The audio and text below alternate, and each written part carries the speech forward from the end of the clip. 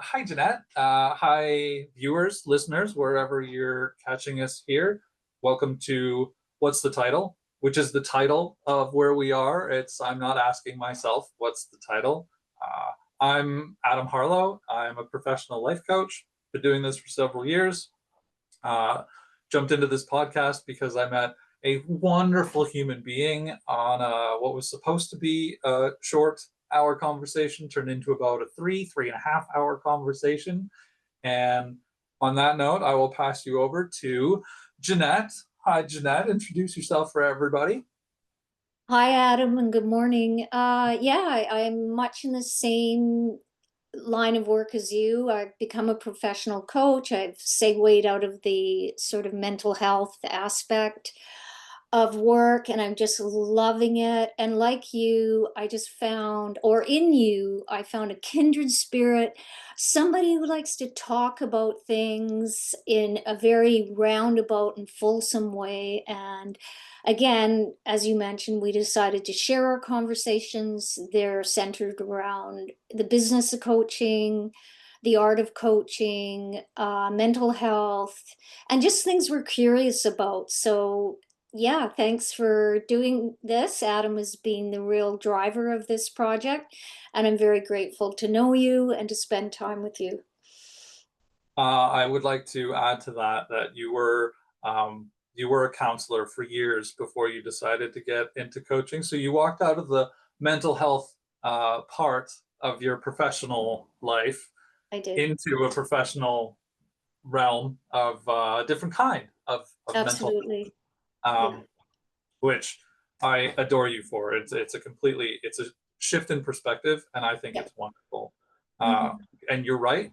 We are generally centered around coaching ideas and things that we can look at. We do also talk about all kinds of stuff.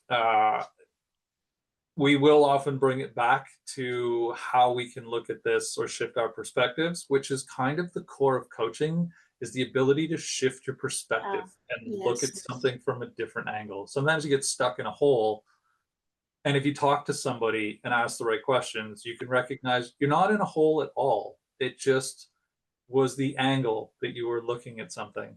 And so Mhm. every week, this is fun. So every week we have a list of things to talk about. And I have no idea what we're going to talk about, and neither does Jeanette. So what I do is I take my pen and I drop it on a notebook, which you can see is full of different things to talk about. And today it just landed on. So Jeanette has 8 seconds to prepare. I have 9 seconds to prepare. And today we landed on a very important topic for you and I, and it is why hire a life coach. What makes us worth the time and money to speak to? And so we jump into that. Jeanette, as a counselor first wandering into the world of coaching, what do you think is one of the larger differences? What makes us different? Well, I think the big difference is therapists or counselors go in to fix something. And more often it's past centered, what's going on, uh, sort of a healing and therapeutic with the therapist. I wouldn't say in the driver's seat, but guiding this person's process along. Whereas what I love and I'm excited about with coaching is that we stay in the here and now and we help the person engage with us in a creative process of moving forward, depending what the issue of the day is. So that's important for people to understand, I think, is that therapists aren't coaches and coaches aren't therapists, but there is some overlap as well. Um, Coaching is not therapy, but coaching can be healing in certain ways. And we'll explore that, I think, a little more today, but I see that as the key difference. How about yourself? What? It's not therapy, but it's therapeutic. Yes, it's not therapy, but can be therapeutic. I would say I myself, and for anybody that's new here, I have ADHD, so if I bounce around a lot, I apologize. That's just part of the way that I speak. But I have been to a psychologist and a psychiatrist, and I can say exactly that. It's very where did we get? How did we get to here? Whereas coaching is very where do we go from here? Ah, And I like that. Yeah. I found that to be incredibly helpful when I was doing some of my hours with other coaches. It was really handy, even if you don't think anything is wrong. Just, is there anything bothering you this week? And you go, yeah, actually, this kind of bothered me. And with a psychologist or a psychiatrist, and I mean, we are in no way, just for the record here, speaking ill of those professions. I would highly recommend. I have several to recommend people to when we recognize that something is larger than we are capable of handling. Um, but I found going in and having something specific like this is what this is what bothered me. A psychologist or psychiatrist will get to like, why does that bother you? Whereas a life coach will ask you more along the lines of, well, if that bothers you again, what would you want to do? Hmm. We Hmm. ask questions like, if you had that conversation, what's the worst case scenario? What's the worst thing that could happen? And what's the best thing that could happen? If the worst thing that could happen is somebody's feelings are all ruffled, what can you control? Like legitimately in this scenario, and it's a good thing to think about in a larger process. Ask yourself, and how often do you do that? What can I control here? And you recognize that other people's reactions, other people's feelings are not within your realm of control. It's a lot easier Absolutely. to put it down, and it's more. I found coaching to be more helpful for me because looking back just makes me sad. I can't fix those things. I will just Oh, fixate on those things. But yeah. moving forward, hearing yourself say some of these responses is different than having somebody with a master's degree telling you, this is what I see going on. If you can find your own answers, it's much more powerful to hear it in your own voice. It's significantly different. Um, so that's what I found. It's like for me, the biggest thing is that you hear it from yourself, which is a kind of therapy and makes us seem a little, well, what do I need you for? Well, we're here because we're fantastic at reading emotions, people, body shifts, and asking questions that get you to do a little introspection, and there are questions that you wouldn't ask yourself, which is kind of our jam. As a human being, I don't do this because it's that anything that makes you uncomfortable, we tend to avoid, and sometimes Absolutely. questions can make you really uncomfortable. But if somebody else asks you and you hear your answer, that's when perspective shifts. Like I said, you can fall into a hole and think that you're stuck in a hole, but then you look at it from a different angle, and it's not a 10-foot hole, it's a tiny little divot in the road. It just happened to be that you were looking in the one shot that made it seem like a huge thing. But if you can shift it just a little bit, I use the clock metaphor.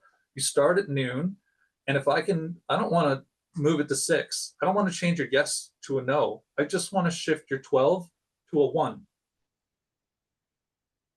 See how you look at the world from that, just a shift in Mhm. perspective. People would be shocked at how helpful that is. Just in general, I would find that would be my thing. Yeah, absolutely. And I think that's why, you're having a conversation with your coach. who, by the way, coaches view themselves as a fellow traveler. And, I always have done that. I've always thought when I'm sitting with somebody is I'm them and them are me, and we're going to figure this out together. That's kind of how I look at it. And that the advantage to hiring a life coach over, well, hey, my mom or my best friend can do that. Number one, we are bound by confidentiality. We have a code of ethics that we must adhere to. And that's probably the golden rule right there, is that what you bring to your life coach is confidential. There's the odd caveat, such as if you threaten to hurt yourself or others, but that's a rare thing. You will find a deep acceptance for who you are, your ideas, and where you want to go in life, and non-judgmental. We are not there to judge. So if you can get all of that from your mom, your sister, your coworker, then by all means stick with them. But there's a fourth thing we don't always get from our friends, is to be challenged. Yes, very Right? true. Often our friends will say to our friends, "Oh, this bugs me." And it's like, "Yeah, that bugs me too." Not often a friend will say, "What part is yours in this situation? What can you own about it?" So I appreciate that part about it as well. That's actually a big that throws into the one word that I was thinking of, which is bias. Mm, Your mom, your friend, your sister, your coworker, they know you in a different context, and very often you get stuck in that echo chamber. You talk to your best friend, and you're like, "So and so yes, sucks, and this is what they did," and your best friend is going to be like, "Yeah, they do suck, and they did that to me last week," and these things would be, they would fall into the realm of what can you control? You can't control their behavior, but you can control how you react to their behavior. And falling into somebody who is an echo chamber, who's simply pushing back what you feel, is nice to feel heard, but it's actually magnifying the problem. It's making it bigger. You're giving more energy to absolutely. it. So something that was kind of bothering you, you can have an hour and a half conversation with somebody, and now it's huge because you've gotten riled up about it. And that simple conversation has now become a conflict. And there's a huge difference between the two. And you're right. Good friends, and I don't know how many memes people out there have seen, but I have seen hundreds where it says, your good friend, a good friend will be one that calls you out. Absolutely. Honesty. That's another thing you can expect from your life coach is honesty. We aim for that. Yeah. And our, like you said earlier, our confidentiality, there is a certification process. It's called the ICF, and I believe it's the International Coaching Federation. Federation. Yeah, yeah. And so to be a certified coach, you do have to go through a process. You need 100 hours under your belt. You do need to pass a course. We are held accountable for the things that we do. So when you say there's a confidentiality thing, it's not like we've just ethically we know we can't share your information. No, we've signed a document that says we cannot and will not share your information unless you threaten to hurt yourself, or for some reason the courts have asked us to Oh, come in yes. Yeah. and share. Those are the only two. Those are the only two. And I myself have taken multiple courses in relationships and conflict management. And if I was to talk to two people the same in the same relationship, dealing with the same conflict, at no point would I even consider bringing up the other side. I'm not there to advocate for anybody. I'm there to help you look at why it's bothering you and where you go from here. What you can do to manage. Some people explode in conflict, and it's nice to be able to talk to somebody to kind of wander through, well, how, when I feel myself getting there, what are the steps that I can take? What are the questions I can ask myself? Yeah. And that's what we do. We're very goal oriented, and we try to be very empowering. We aren't just going to tell you that you're right. We are actively trying to give you the power to find out truthfully if you think you're right. Because some people will have Absolutely. that inner conflict. Yeah. Yeah, no, I'm glad you brought up that word empowerment, because I've had it happen in my life where I've thought, oh, I'm going to make a change or change direction or quit doing something that I've maybe done for a long time and others expected of me, and you get pushback, right? Well, the coach is not going to do that. Another key, you asked me about the key differences, and the one that I really prize is that um, coaching is based on positive psychology principles. So when you go see a therapist, you can start, you feel like you're ill in some way, or that your life is, you need help, you need to be fixed. Whereas with coaching, we don't view you like that. We see you having strengths, attributes, skills, knowledge, and we are tasked with maybe helping you to see that more clearly for yourself. That's all. Yeah. Yeah, we're not here to give you advice. We're here to help you find out what your resources are, to clarify, identify your goals, work through what those goals are and how to achieve them, and to move on. That's the Yeah. thing. Yeah. Yeah. It's we often use, especially, coaches talking to coaches, hurdles. We're not here to look past and see where you failed along the run. We're Mm. here to look at the next hurdle and help you find your best way to get over that hurdle. And for everybody in every circumstance, it's different. There aren't any universal rules, which is why I think that's one of the other things that separates us, professionally, is that there aren't any universal. There's no diagnosis. There's no universal answer. CBT is cognitive behavioral therapy, is a large thing that's used in psychology and psychiatry. We don't do that. We don't teach you how to do that. What we do is ask you the question: if this were to happen, what would you do? What would you change the next Mhm. time? How would you, ideally, how would you react? And if that's the case, what can we do to get you to react that way? And we don't tell you, like you said earlier, we don't tell you what you need to do that. We Absolutely. ask the right questions to create introspection for you to find your answers and how to look at things a little bit differently when you hit those things. Yeah, absolutely. Like circling back on just what we mentioned about coaching, like where therapy and coaching, they can coexist also. I had earlier in my coaching, I had a woman client who wanted to de-stress her life, and that's one of my niches. I'm going to let you talk about niches, but that's one of mine, is stress management, because the world we live in today is stressful. Let's just admit it. And so coming up with ideas to lessen people's stress is so life affirming, and we can move better forward more effectively. But anyway, along in her process, she identified that her marriage was foundering. It was in trouble, and it was a source of her stress. Well, I, as a life coach, do not do couples counseling. So she went and got a therapist for she and her husband, and we continued with her coaching.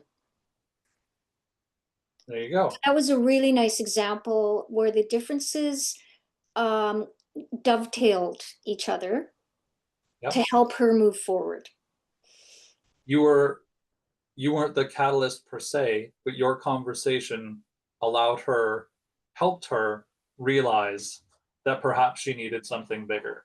And that actually wanders into one thing that I was going to talk about, and that Mm, we are sometimes you can have a real mental breakdown. If sometimes you get to a point where you say like, I need help, and that word need becomes incredibly important, because when you get to a point of needing help, that's when you probably should go see somebody with a master's degree. mm-hmm. We're much more, we are more prone to deal with smaller issues. We're more of a checkup than we are of, uh, we're not doctors, this is just a metaphor, but we're more of like a checkup doctor than a doctor. We will help you if you have small conflicts that are arising. We will gladly talk you through, ask some questions, get you to find out what's bothering you, maybe look at that before everything spirals into something that's so big that you find that you need help. It's more of a place of, I want to deal with something before it gets out of control. Yes, I love this idea I saw somewhere that if something's on your mind every day, you probably need a life coach, a therapist.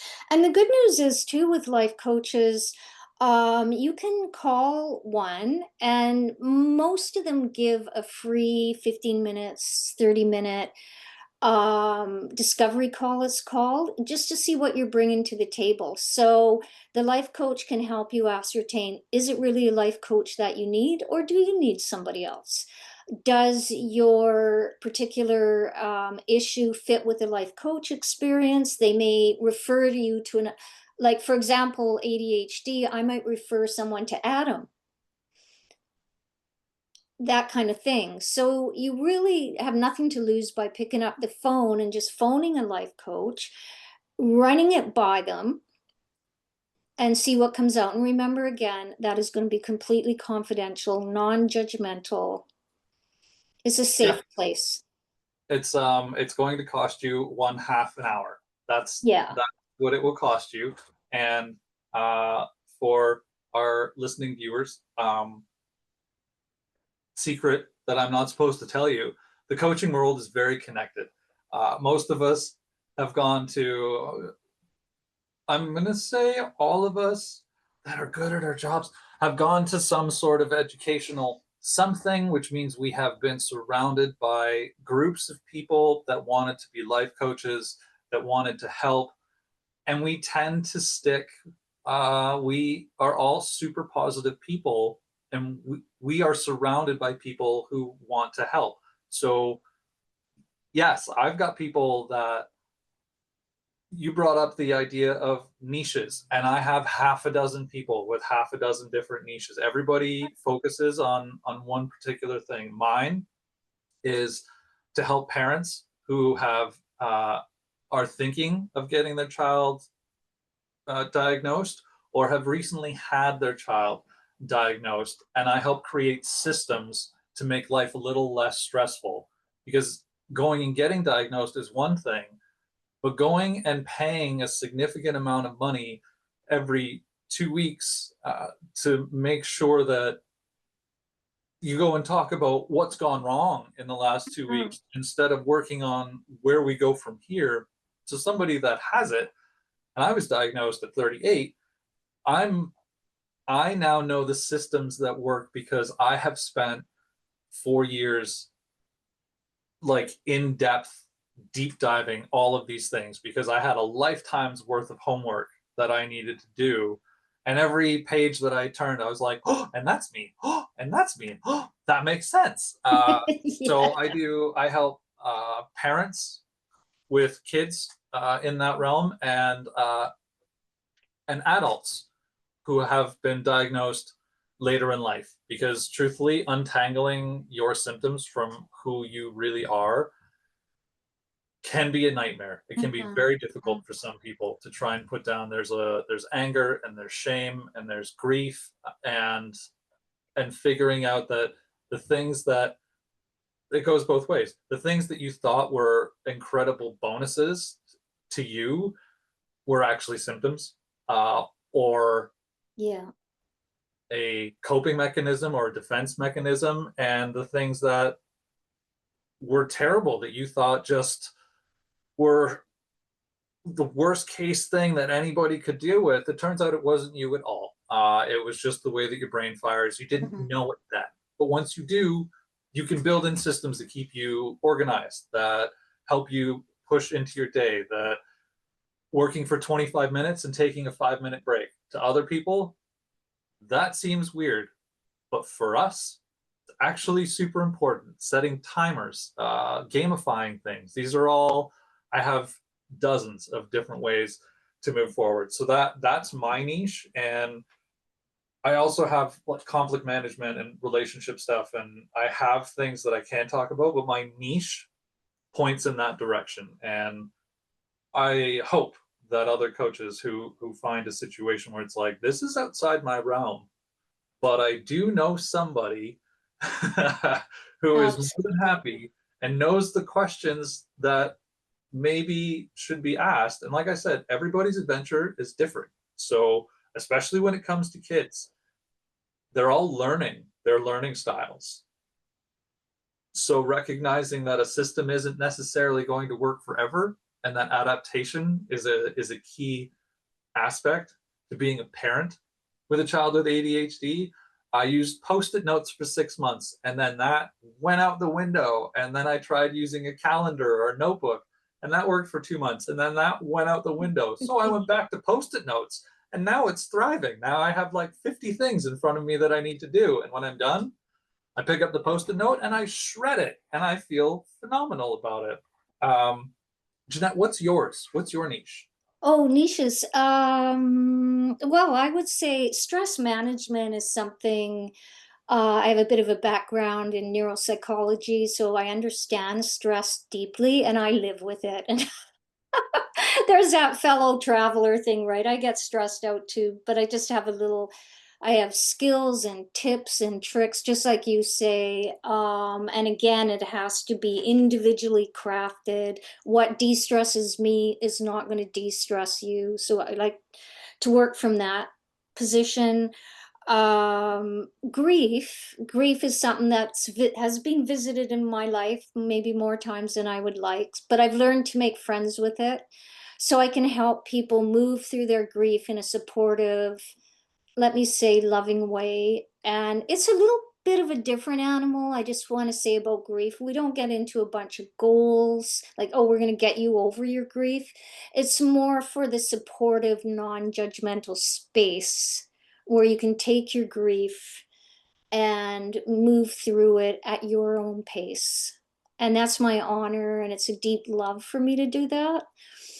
I'm grounded in mindfulness. Oh, it's your inner voice. You touched on that earlier too. Like ADD people often have an inner voice that's pretty critical, that inner critic. So I like to work with that with people.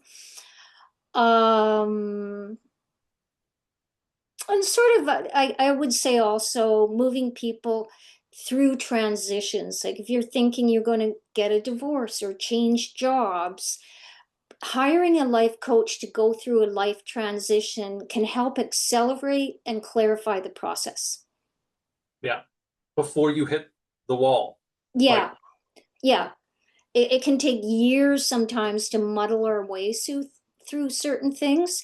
But I was really, really struck when I took my course on life coaching that, as you know, we have to life coach one another constantly. yep. And whether it was me doing it with someone else or someone coaching me, it always came up at the end of your coaching session. Often you'll get asked, what's your takeaway for today? What came? And it's clarity. Yes, very Did you often. did you find that in your coursework? It was like I Yeah. was like, now I see what the problem is, or it isn't. I call them aha moments. And Yes. if I could get paid in aha moments, I would gladly do so.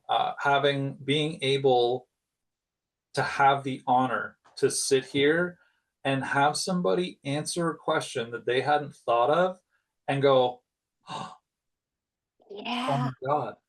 And it's like watching, you can see the dominoes, and not just falling forward, but all the way from the back. You can see this is what I was looking at, which is why this happened, and this happened, and this happened, and this happened, and this happened. And now I know, like going forward, I thought I was going to go this way, but looking at it, my best path is to go this way instead. Like I Yeah. veered when I zigged when I should have zagged, and now I see where things went wrong. And that is the most empowering thing, both for my client and also for me. It's a Right. reiteration. We all have imposter syndrome, but helping somebody get to that place and recognizing that I had a hand in helping, it fills my heart. It absolutely fills my heart. And You having bet. people walk away with, I feel clear. Yes. I know where to go. We do very often, and I'm going to throw this out there, very often coaches will try and end a session with, what's the next step you can take? What's one small thing you can take Yes. towards moving your goal? I want to do my taxes. Okay, awesome. If you want to do your taxes, what's something you can do today to get you a little bit closer to doing your taxes? Well, I can print the forms. Does that sound stressful? No, no, I think I can print the forms. All right. So that's today's goal. Just print the forms. Yeah. Yeah, I think so. Fantastic. That's not a goal that I told you to do. That's not that is you move. We help you find the pace that you're comfortable with to move forward. And then we'll hold you accountable for the steps that you've taken. I want to go to the gym 3 times a week. And then you see your coach once a month. Your coach is going to ask, so how's it going? Like, your goal was 3 times a week. Well, I've only gone once a week. Yeah, but that's awesome. Like, good for you. You went from going zero Yes. times a week to going once a week. How do you feel when you go? I feel pretty good. Awesome. Would you feel any better if you went twice a week? It's they're small. We work on small goals. There are no, like I said, we do not go from 12 to 6. We shift slowly. That's how most people are comfortable moving. Making drastic changes immediately can very often have very negative consequences. Absolutely. So coaches have, and I think that's where psychology and psychiatry are, you get these, they're called breakthroughs, where you're like, Mm-hmm. oh my God, all of the like huge mind bending. I can see there's my childhood trauma has wandered into literally every aspect of my world. Those are breakthroughs. We have aha moments, and there is a significant difference between the two, I find. Yes. Yes, you're right. Lifestyle. Yes. Yeah, we can even do, we have in our back pocket, we have toolboxes that we can do some assessments. One of the things that we assess for is what is the values of the person we're working with. Like just today, I read an article on how habits are very related to our values. So, for example, because I can procrastinate, but I do value exercise. So, I do it in the morning, even though I'm not a morning person. I don't know what the word is. I've built it in. So, I get up and I do it. So then it's done. And that's that because I value physical health, Yeah. value And being diet, which active. is Right. Your So diet is helping the cook. somebody pin down what their values are, and we only need 2, 3, 4, maybe, just to core values that you're not going to wiggle on. And then we can start to reattach what you're doing with your day to those values. For example, scrolling on the phone. Yeah. Oh, those phones, right? But I do it sometimes, and I have to work at not doing it because it is not attached to my values. It is not attached to um, making my life full and the way I want it to be. It has no intrinsic value whatsoever. Nope, you're right. I agree 100%. Yeah. So, but I have to work at it. I probably need a life coach That because is it something does. that is something that we are I fully plan I have written in the book is why is boredom important, and phones have Uh, become a massive, massive roadblock mhm, for that. mhm. If you were to ask yourself, what are my core values? In all likelihood, if it makes you uncomfortable to think about it, you're not going to sit and come up with your answers. You're probably going to open Right. your phone and you're going to start scrolling and you're not going to hear your answers. But if you were sitting across from somebody and they ask you, what are your core values? And then give you the space, because often family and friends won't do this. Yeah, good point. You will come up with an answer. And once you say it out loud, and this is my thing, once you say it out loud and hear it in your own voice, that becomes truth. It becomes something that you cannot put back in the box. The toothpaste is out of the tube and you can't put it back in. You've heard it from yourself. You've heard yourself say, what should I do next? It wasn't Yeah. somebody else giving you advice. It wasn't somebody else echoing something that you've said.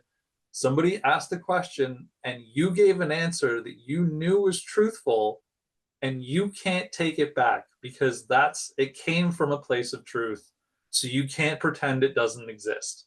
And that's where we thrive, is being able to find those moments for you individually. With every session is different. Everywhere we start sessions with, where would you like to go? Ideally, an hour from now, what would you like out of this? And then we kind of hope to stick within that realm. And if it wanders off, then we will ask. As a good coach, you go, this is where we started and where you wanted to go. Has that shifted along the way? And that can Hmm. happen. You ask a couple of questions, then like, oh, you know what? I don't need to focus on my boss. I would like to talk about how I handle just conflict in general. I get really upset. How do I deal with that? Where do I look at? So we wander down that path. But that is, you go in and have something very specific, a goal to accomplish, and then we're there to just kind of help you walk yourself through how to take the next step. Oh, I like that. That's actually, I'm just being mindful of our time. I think we're near the end of this episode, We but I are. think that, yeah, we walk beside you. We are with you. We are professionally obligated to hold your goals and your ideas sacrosanct as if they were our own. And of course, non-judgmentally and with confidentiality and acceptance. And it's always our deep honor to do so. Yeah. You'll never meet a life coach that doesn't want to help. Like pure empathy. Every Yeah, we're coach that kind of I have like border collies. met, every single one of us. Collies are golden retrievers. I find Yes. myself more Yeah. on the golden retriever thing, but that's because I have too much energy, and the hardest part for me is doing this. Mm, yeah. And It is, so, Adam. I know. I know. as you know, getting to the end of today, I'm gonna ask my favorite question, which is, for the record, how we came up with what our podcast is. And so if today was a book, what would the title be?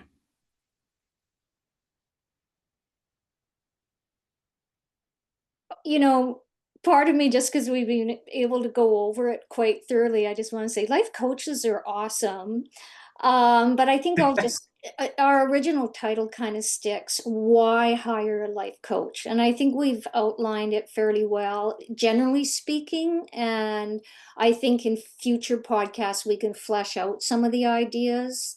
I'd love to hear other people give us questions about life coaching, and um, we could certainly look at doing some, like, sort of maybe some mock-up sessions, little mini ones for people, Yeah, for sure. and see what comes out of that. But anyways, I think that we provided our own title this time around anyways. Why hire a life coach? Change, going forward, support, motivation, acceptance, non-judgmental, all those good things. And if anybody watching or listening has different ideas that what would they call it, write it in the comments. Let us know what you think, as well as anything that you would like to hear us talk about. By all means, drop a comment, email us at what's the title podcast at gmail.com. We also have a website, what's the title.com, and you can feel free, reach out. We're always going to respond. That's what we do. Jeannette, where can I find you to book some time with you specifically? Okay, Gmail is probably the best. It's my initials, JJ Zungatree Life Coach at google.com or gmail.com, pardon me, Gmail. I also have a website, www.zungatreelifecoachservices.com. And mine is Adam Harlow Coaching at gmail.com. And I have a website, and it's adamharlowcoaching.com. Wait, Adam Harlow Coaching at Gmail. Yeah. So that's where you find me. Feel free to book. You can book on my website. You can just email me. We'll pick a time.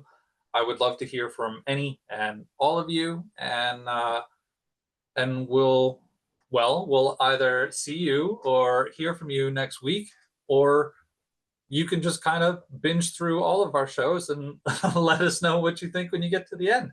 And on that note, Jeannette, always lovely. You know I adore you, and I cannot wait to spend the next 2 or 3 hours continuing this conversation.